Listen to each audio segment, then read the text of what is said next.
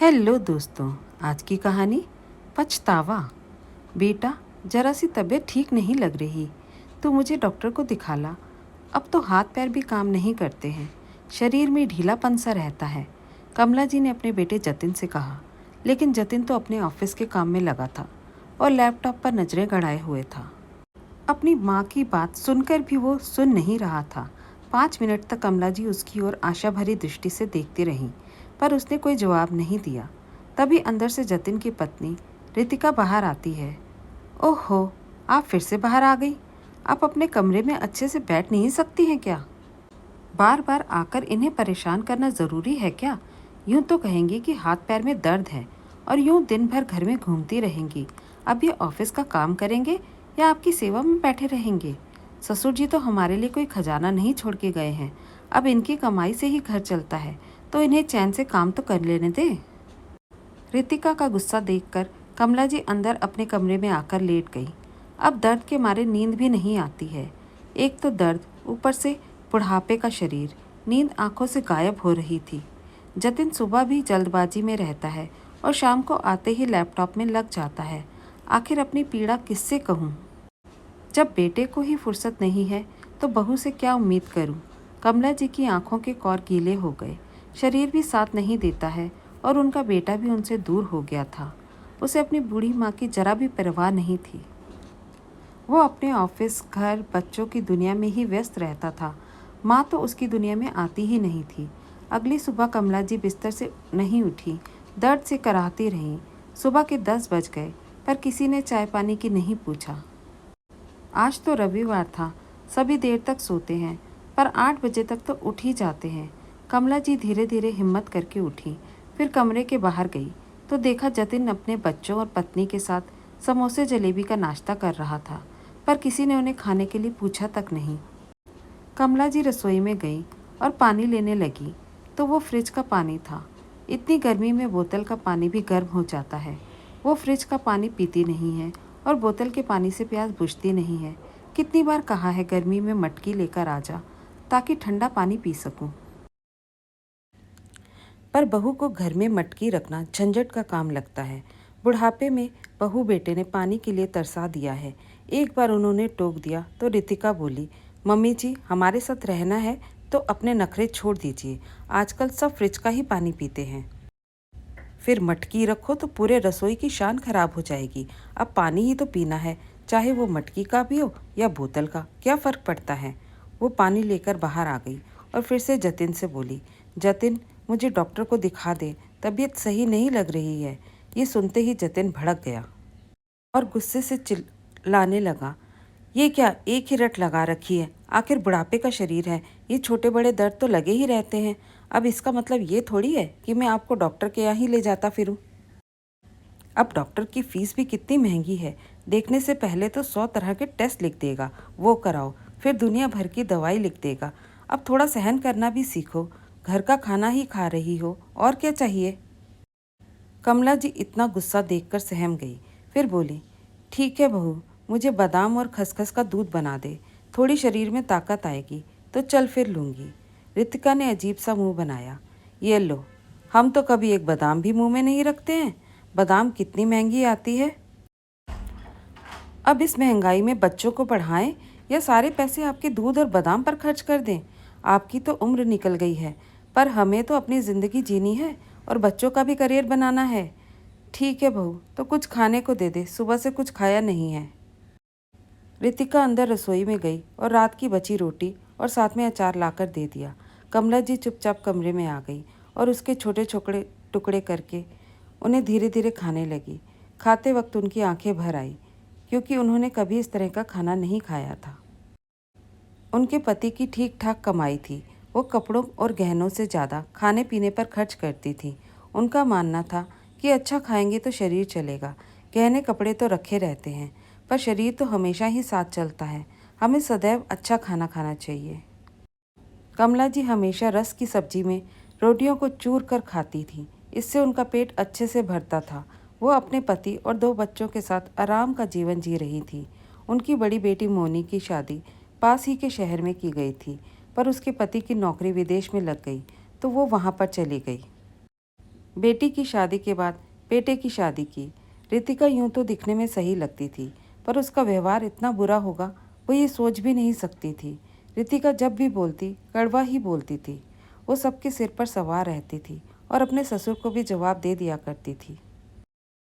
ससुर जी को अचानक लकवे का अटैक आया और वो दुनिया से चले गए।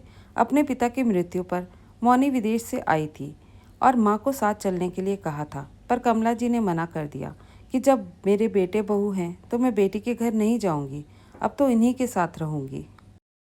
कमला जी ने सोचा था कि अपने ससुर जी को खोने के बाद रितिका में कोई बदलाव आएंगे, पर वो तो और भी ज़्यादा कड़वी हो गई। बेटे ने भी विधवा बूढ़ी माँ का दर्द नहीं समझा और बहू के बहकावे में आकर उन पर मानसिक अत्याचार करने लगा। एक दिन कमला जी मंदिर में पूजा कर रही थी और उन्होंने ईश्वर को प्रसाद चढ़ा दिया। उन्हें भूख लग रही थी और बहू है कि खाने को नहीं दे रही थी। उन्होंने कटोरी में रखा प्रसाद खा लिया। उन्हें प्रसाद खाते देखकर रितिका ने कमरे में आते हुए देख लिया। ये कह देखते ही वो फिर से गुस्सा हो गई। मम्मी जी, आपको शर्म आनी चाहिए। आप तो प्रसाद ही चोरी करके खा रही हैं और तो और भी न जाने क्या क्या खाती होंगी। मुझे तो पता ही नहीं था।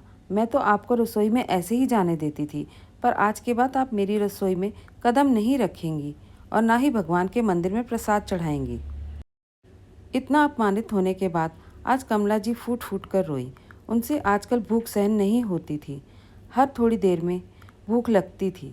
जब बहू ने देर तक खाने को नहीं दिया तो ही उन्होंने प्रसाद खा लिया। इस तरह रोज रोज के अपमान से वो परेशान हो चुकी थी, लेकिन उन्हें कुछ समझ नहीं आ रहा था, क्योंकि उन्हें रहना तो बहू बेटे के साथ ही था। रितिका उन्हें रसोई में खाना नहीं बनाने देती थी, पर बाहर के सारे काम वो करवाती थी। झाड़ू पोछा और बर्तन के साथ सब्जियां काटना, कपड़े सुखाना और कपड़े समेटना। अब इस उम्र में कमला जी थक जाती थी और उतनी सफाई से काम नहीं कर पाती थी। जब वो पूरा काम कर लेती थी तब भी रितिका उन्हें ताने देती रहती थी। ज़्यादा काम करने की वजह से उनके हाथों पैरों में दर्द रहने लगा था, लेकिन दोनों कमला जी की थोड़ी भी परवाह नहीं करते थे। उन्हें ढंग से खाना पीना नहीं मिल पाता था। जतिन और रितिका दोनों अपनी ही दुनिया में व्यस्त रहते थे। घर में कमला जी होने न होने से उन्हें कुछ भी फर्क नहीं पड़ता था। कमला जी घर में पड़े पुराने सामान की तरह थी, जिसकी कोई कद्र नहीं थी। दोनों अपने बच्चों की हर इच्छा को पूरी करते थे, पर कमला जी की ज़रूरतों की भी उपेक्षा कर देते थे। कमला जी का चश्मा टूट गया था। वो महीनों से टूटे चश्मे से काम चला रही थी, पर जतिन ने नया चश्मा बनवाकर नहीं दिया। उनकी साड़ियाँ पुरानी हो गई थी, चप्पलें भी घिस गई थी। वो इन सब खर्चों के लिए पूरी तरह से बहू बेटे पर निर्भर थी, क्योंकि पति की कोई पेंशन नहीं मिलती थी। इसी बीच कमला जी की छोटी बहन ने घर में पूजा रखवाई और उन्हें आने का न्योता दिया। उनका भी जाने का मन था, क्योंकि घर में उन्हें घुटन महसूस होती थी। फ़ोन पर वो जब भी किसी से बात करती थी तो रितिका सामने खड़ी रहती थी और वो ज़्यादा देर तक बात नहीं कर पाती थी। मोनी के फ़ोन आने पर भी वो कुछ नहीं बोलती थी। मोनी से मिले हुए भी 3 साल हो गए थे। अब बहन ने बुलाया तो वो खुश हो गई, क्योंकि उनका भी अपनी बहन से मिलने का बड़ा मन था। जतिन ट्रेन के टिकट बनवा रहा था, तभी रितिका आ गई। अरे, एसी में टिकट बनवाने की क्या ज़रूरत है? स्लीपर में ही चली जाएंगी। पूजा में ही तो जाना है, बेकार ही खर्चा क्यों करना। जतिन ने भी स्लीपर में टिकट बनवा दिया। कमला जी जब ट्रेन में बैठी तो उन्होंने चैन की सांस ली, वरना कितने महीनों से वो जेल की जिंदगी जी रही थी। ट्रेन से उतरी थी कि उनकी बहन का बेटा उन्हें लेने आ गया। इतना सम्मान पाकर वो बहुत खुश हुई। पूजा का घर था और रौनक भी थी। वहाँ जाकर सबसे मिली। जब छोटी बहन ने उन्हें गले लगाया तो वो फूट फूट कर रोने लगी। आज जैसे दिल का सारा गुबार ही निकल जाना था। शाम को घर में छोटी सी पूजा थी। पंडित जी ने पाठ कराया और सबने प्रसाद ग्रहण किया। थोड़ी देर बाद उनकी नज़रें ऊपर उठी तो देखा सामने मौनी खड़ी थी। अपनी बेटी को सामने पाकर वो रोने लगी और उसे कस कर गले लगा लिया। मम्मी, अब मत रो, मैं आ गई हूँ और अब आपको मेरे साथ विदेश चलना ही होगा। मैं आपको यहाँ छोड़कर नहीं जा सकती हूँ। आप मुझसे जब भी बात करती थी तो पता लग जाता था कि आप खुश नहीं हो। मेरे लिए आपका खुश रहना बहुत ज़रूरी है, इसलिए मैं आपको लेने आई हूँ। मौनी की बात सुनकर कमला जी बोली, लेकिन ऐसे कैसे? अचानक तू यहाँ आ गई? अच्छा, तुझे भी मौसी ने बुलाया होगा। नहीं, मैंने मौसी को कहा था कि आप पूजा रखवाएं ताकि मम्मी यहाँ आ सके। मैंने अपना टिकट बनवा लिया है और आपका भी, और अब आपको मेरे साथ ही चलना है। मुझे सब पता है कि भैया भाभी आपके साथ कैसा व्यवहार कर रहे हैं। मैंने आस पड़ोस से मालूम किया है। क्या तू घर के आस पड़ोस में जाकर आ गई और घर नहीं आई? जतिन और रितिका से मिल तो लेती। नहीं मम्मी, मैं उन दोनों को कभी माफ़ नहीं कर पाऊंगी, और मैं उन दोनों से मिलना भी नहीं चाहती हूँ जिन्होंने मेरी मम्मी को इतनी तकलीफ़ दी। मैं उनका चेहरा भी देखना नहीं चाहती हूँ। तभी कमला जी ने पूछा, तू मुझे घर से भी तो लेकर जा सकती थी, यहाँ मौसी के यहाँ बुलाने की क्या ज़रूरत थी? मम्मी, यहाँ मौसी की समाज में अच्छी जान पहचान है, और इनके जेठ जी का बेटा वकील है। मैंने उनसे सारी बात कर ली है। भले ही पापा कुछ नहीं छोड़ के गए हों, पर वो ये मकान तो छोड़कर आ गए हैं जहाँ पर आप रह रही हो, और ये घर तो आपके नाम पर ही है।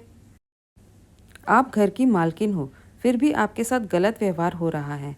हाँ, अब मुझे आप बेटे बहू के साथ नहीं रहना है। मैं उनके अत्याचार और उपेक्षा अब नहीं सह सकती हूँ। लेकिन मैं क्या कर सकती हूँ? कमला जी ने बोला। आप उन्हें घर खाली करने का नोटिस भेज सकती हैं, तभी दोनों की अकल ठिकाने आएगी, मोनी ने बोला। कमला जी ने नोटिस पर साइन कर दिए और उन्हें घर खाली करने का नोटिस भेज दिया। नोटिस पाकर जतिन और रितिका के पैरों तले जमीन सरक गई। ये देखो, तुम्हारी मम्मी पूजा में अपना भला करने गई हैं, चाहे बेटे बहू सड़क पर ही क्यों ना आ जाएं। अब हम सामान और बच्चों को लेकर कहाँ जाएंगे? अच्छे भले हम यहाँ रह रहे थे। रितिका बरस पड़ी। अपनी मम्मी का ये रूप देखकर जतिन को हैरानी हुई और पछतावा भी। मम्मी ने कुछ गलत नहीं किया, हम ही उनके साथ गलत व्यवहार कर रहे थे। जब हम गलत कर्म किए तो हम अच्छे की उम्मीद कैसे कर सकते हैं? रितिका, हमें ये घर खाली करना ही होगा। जब हमने मम्मी की जिम्मेदारी ढंग से नहीं निभाई तो हमारा उनकी जायदाद पर भी कोई हक नहीं बनता है। हमें यहाँ से जाना होगा। मम्मी को हमने कितना दुख दिया है, उनका कितना दिल दुखाया है। उन्होंने तभी ये कदम उठाया होगा। नोटिस का जवाब आ चुका था। जतिन और रितिका ने घर खाली कर दिया। अब वो पछतावे की अग्नि में जल रहे थे। और कमला जी घर बेचकर, बेटे बहू से नाता तोड़कर हमेशा के लिए अपनी बेटी के साथ रहने के लिए विदेश चली गई। धन्यवाद दोस्तों। कभी कभी मजबूरी में ऐसे कठोर कदम उठाने ही पड़ते हैं, जैसा कि कमला जी ने उठाया। आपको ये कहानी कैसी लगी? कमेंट सेक्शन में ज़रूर बताइए। अच्छी लगी तो लाइक और शेयर ज़रूर कीजिए। नए हैं तो चैनल को सब्सक्राइब करना बिल्कुल मत भूलिए। Thank you.